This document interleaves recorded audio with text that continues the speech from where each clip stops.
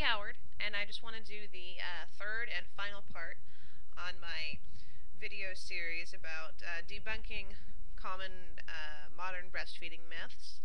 I'm doing this in response to the release of the breast milk baby, because I know that it's been getting a lot of negative PR, and I want to make sure that negative information from uneducated people doesn't get in the way of any blossoming breastfeeding relationship between a mother and child.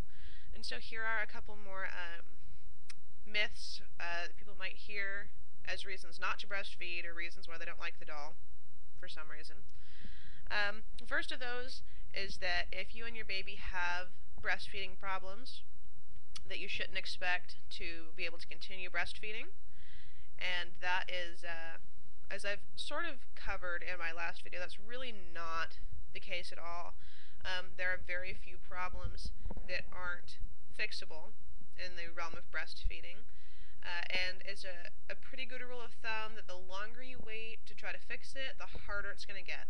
So as soon as you suspect you have a problem, if your nipples are really sore, or if baby is upset, or excessively gassy or colicky, or not gaining well, don't wait. Find a board-certified lactation consultant and get some help. The next myth is that an orthodontic bottle or pacifier are the nipples that are most like a mother's nipple. And there's a lot of different brands that claim that, actually, that our pacifier, our bottle, is the most like mother's breast, and so to avoid nipple confusion and all that. And it's really, the truth of the matter is that I guess there may be some fake nipples that come closer to a breast than others, but none of them are really in the same ballpark. They're all a far cry from the stretchable, warm, soft breast of the baby's mother. There's really no comparison. So another myth is that if your baby has 6 to 8 wet diapers a day, then they're definitely feeding well. And if they don't have 6 to 8 wet diapers a day, then they're not feeding well. You can't look at wet diapers to the exclusion of any other indicator.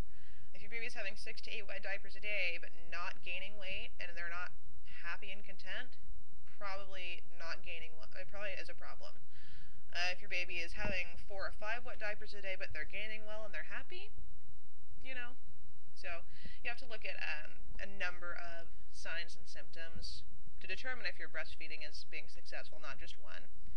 Another myth is that if a baby doesn't start receiving solid food at 4 months, you're going to be depriving them nutritionally. This myth is another one of those kind of insidious ones, kind of dangerous. My daughter did not start on solid food, really making it a part of her diet, until she was about 8 months old. If you want to use breastfeeding as a way to control your menstrual cycle, as a method of birth control, then you need to delay solid food until the second half of baby's first year. Once again, baby is kind of the one to follow the cues. If you're eating soup and baby's on your lap, like, ooh, I want some soup, give them some soup, see if they like it. I definitely would encourage mothers not to try to give their baby solid food before 6 months at all, because their little digestive systems oftentimes are just not ready for it before 6 months. Another myth is that you have to stop breastfeeding by 9 months or your baby will never stop. And this is another one of those control issues where parents they end up in trouble because they feel like they have to be in control of everything. And you either come to terms with the fact that your baby is an individual now, or you do it when they're a teenager. I mean, you've got to do it eventually. The fact of the matter is that babies, some babies wean themselves, like I did. I weaned myself at a year, and my mom was very upset. But there is really no credence to the thought that there's a certain age limit when a baby, you have to say, okay, stop. Stop breastfeeding now or you're never going to stop. Some developmental stages are easier to wean babies from all sorts of things than others. Generally, before your baby's a toddler, it's easier to do everything because they're a lot more eager to please. But there's no reason to fear that if you don't wean by 9 months, you're going to be one of those moms who's breastfeeding their baby at 8 years old. You know, there are gentle, natural, ways to wean a baby at any age. It's when mom and baby are ready to move on. And that kind of leads to the next myth, which is that you have to breastfeed the baby until the baby's ready to stop, or you'll like psychologically harm them. And that's the complete opposite of the first myth, which is that mom can't have any say in when to stop breastfeeding. And the general rule of thumb for breastfeeding is if mom is comfortable with it and baby is comfortable with it, then it's fine. Keep going. You're never going to harm a baby by breastfeeding them unless you're doing street drugs or ingesting some horrible poison that's going to pass through your breast milk. But assuming that you're a healthy mom and a responsible parent, if you are tired of breastfeeding and you're not enjoying it, your baby is going to sense that. So it's better for your relationship overall to wean baby if you don't want to breastfeed anymore. And, other side of the coin, if baby is tired of breastfeeding, you're going to injure your relationship by trying to force it. And you really can't force a baby to breastfeed. You can't force them to latch on. And the last myth that I wanted to discuss is people think that you'll spoil your baby if you give them what they want whenever they want it. And after a certain age, that becomes true.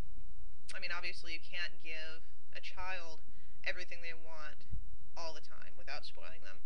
But for children, particularly under 6 months, usually under 9 months, you cannot spoil them. A need is a want is a need. Affection, warmth, safety, reassurance, food, a clean diaper, these are critical for an infant's survival, and that's why a baby cries. Crying is the only way that baby has to let you know that it needs something. And if you ignore baby's cries, not only are you potentially ignoring a problem, many is the mother who has ignored baby's cries, thinking that the baby was trying to manipulate her, and only to check after 20 minutes of the baby screaming to find that it was sitting in a poopy diaper. Baby should never be left to cry it out alone. Baby should never be denied the breast when they want it. It's a scary world, especially for the really young ones, and a lot of times it's the only comfort they have. So you just have to remember that your babies are not little dictators. They're people, and they're asking you for help in the only way that they have. And you're going to be teaching them that they are not effective communicators by ignoring their cries. So once again, that's not entirely tied into breastfeeding. It's not entirely specific to breastfeeding, but it is tied in. Okay. You just, in order to be the best, most responsive parent that you can be, you need to be really in tune to your baby, and breastfeeding is a great way to accomplish that. So this is the last part of a 3-part series on some modern myths that you might hear getting thrown around, not only in conjunction with this breast milk baby doll, but in general. And the best way to avoid bad rumors is to arm yourself with knowledge. And so I hope that somewhere in one of these 3 videos is something that helps someone.